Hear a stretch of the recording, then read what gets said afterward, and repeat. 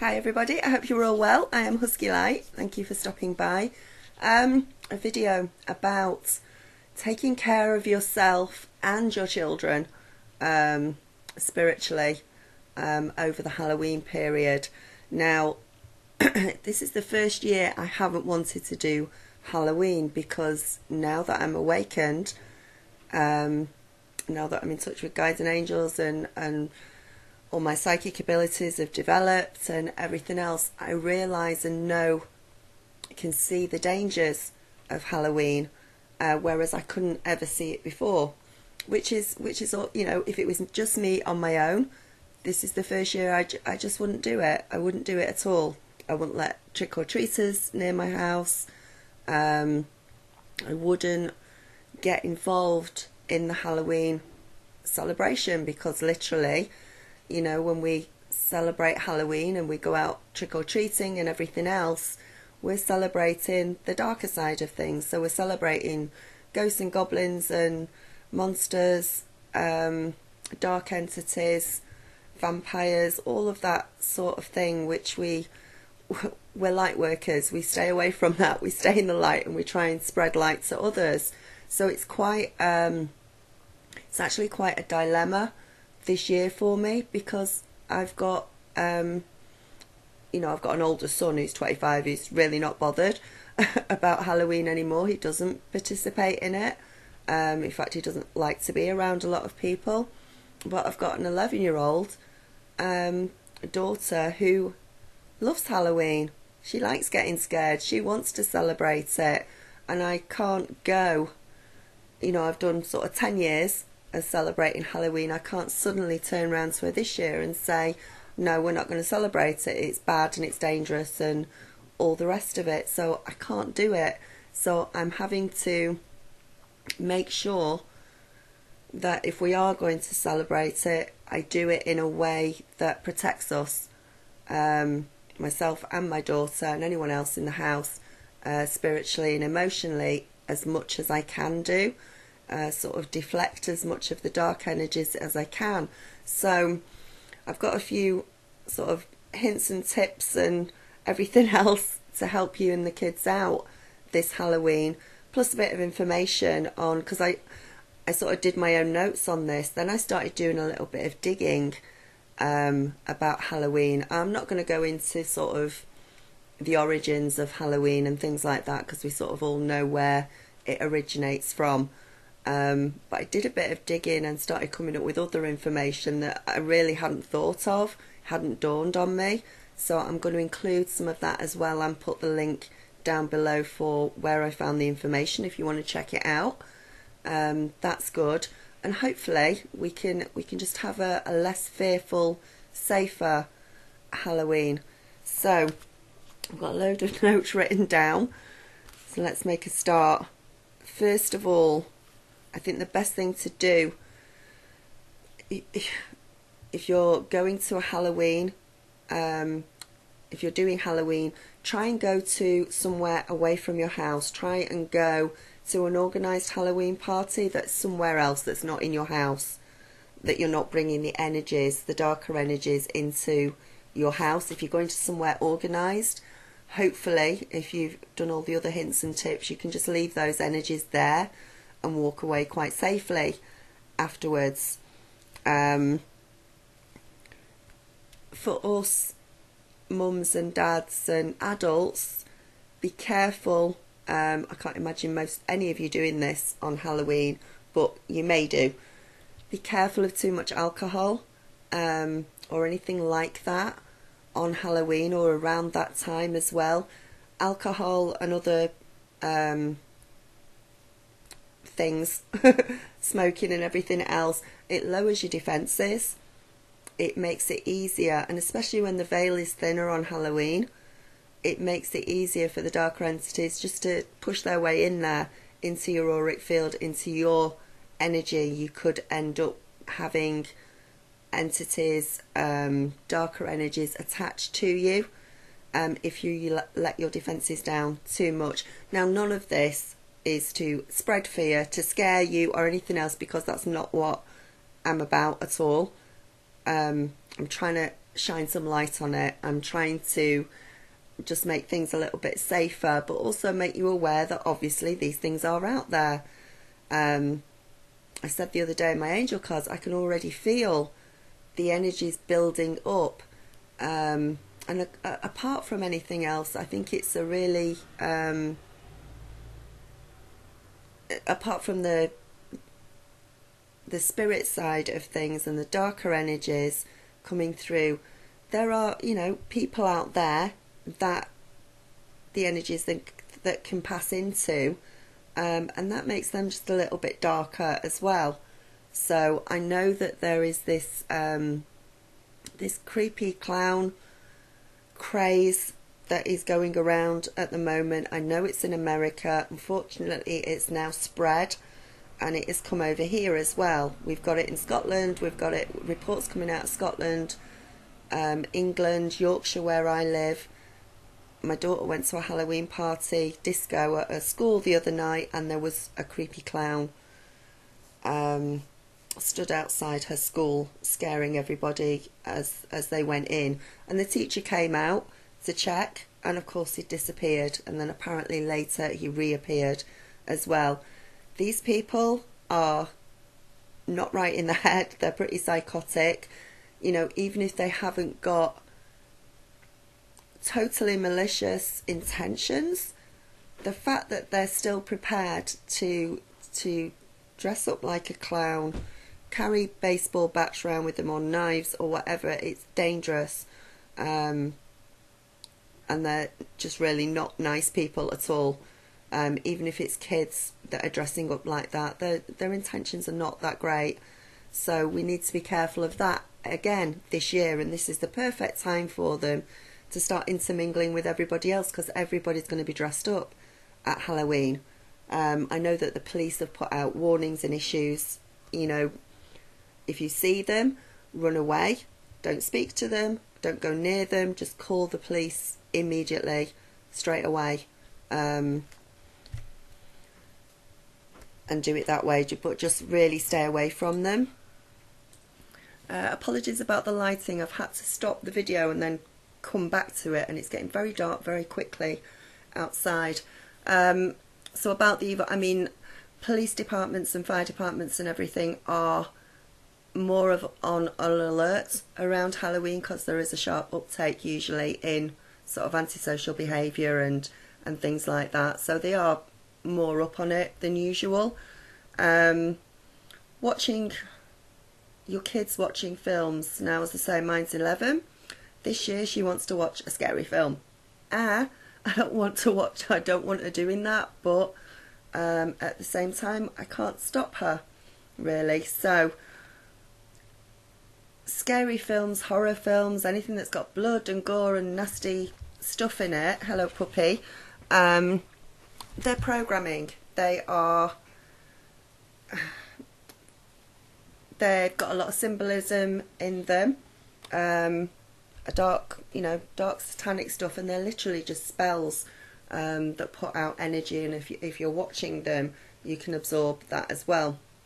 So hints and tips in a bit. So just be careful of watching horror films or anything. If the kids are going to watch, if you get to pick the film, which I'm going to, for my daughter, just try and pick the least scariest. And if they moan a bit and said they weren't scared enough, then oh well, sorry.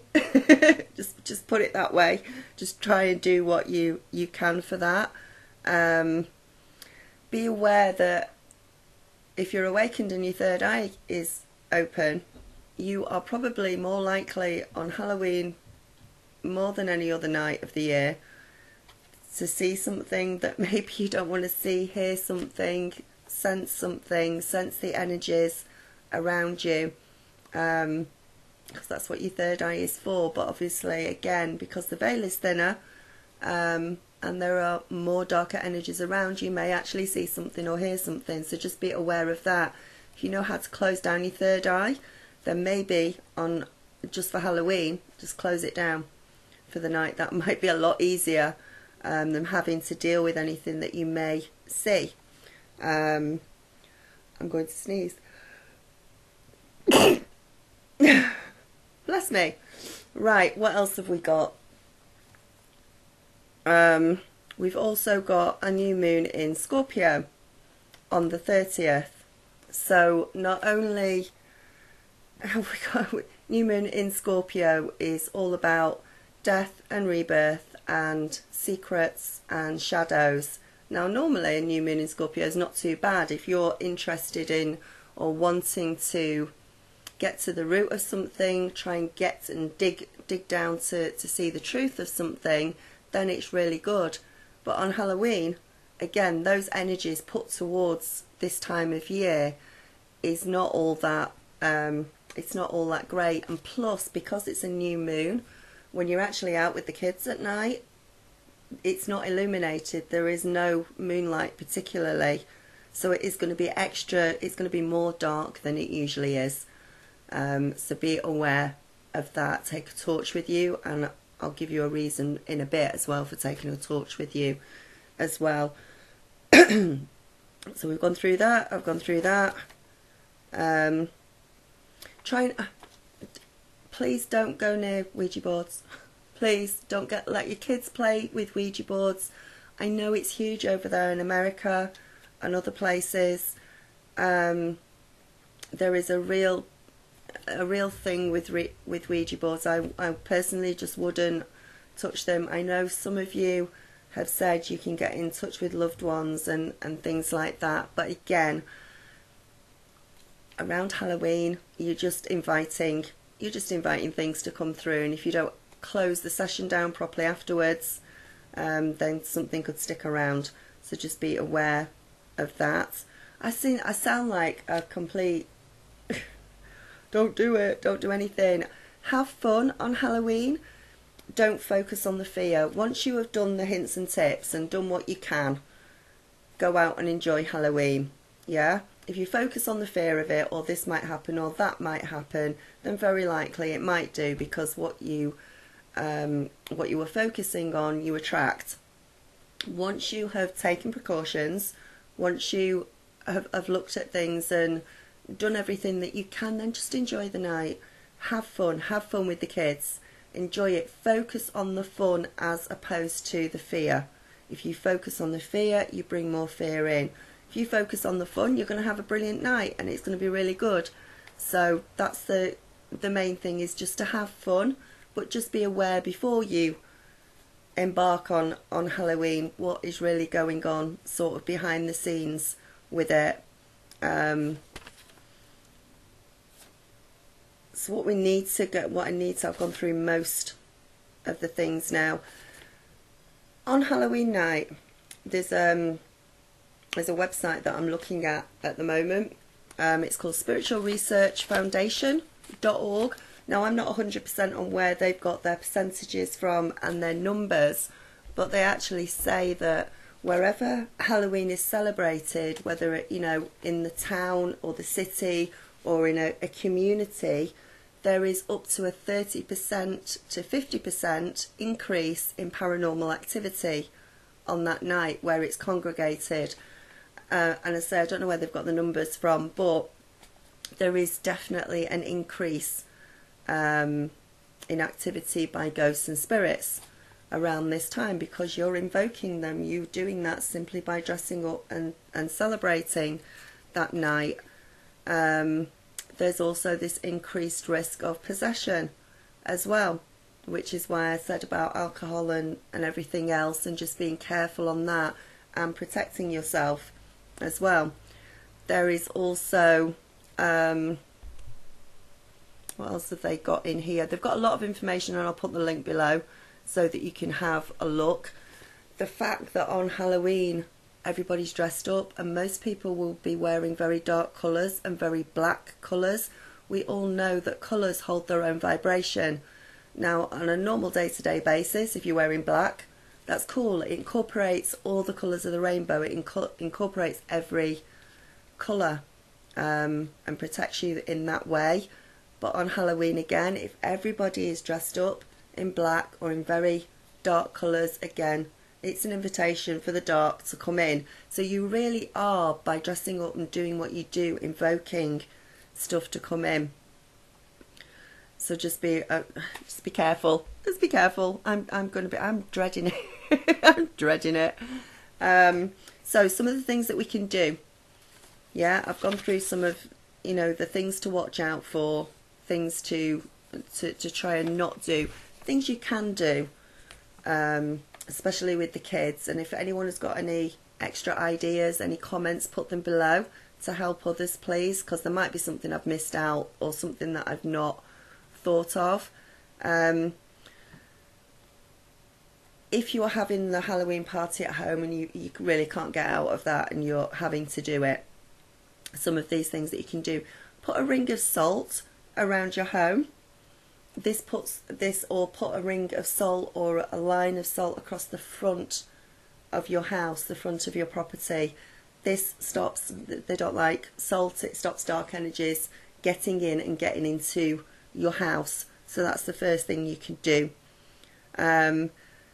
Putting a mirror, like a hand mirror, put that on the front of your front door, so that if you've got trick-or-treaters, or you've got people coming to your door, adults coming to your door, creepy clowns coming to the door, that mirror is going to reflect back to them any bad intention or any bad thoughts that they may have. It'll just reflect it back to them, and it's okay to do that because you're reflecting it back to themselves.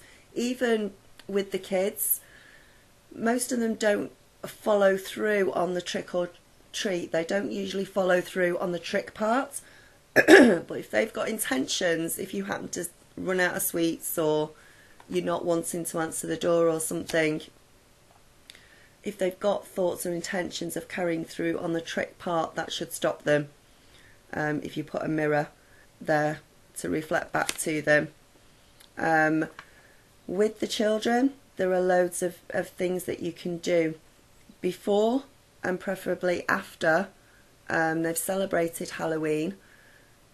Get them to just have a bath and put some Epsom salts in the bath, which helps clear them, especially afterwards. Okay, get them to do it as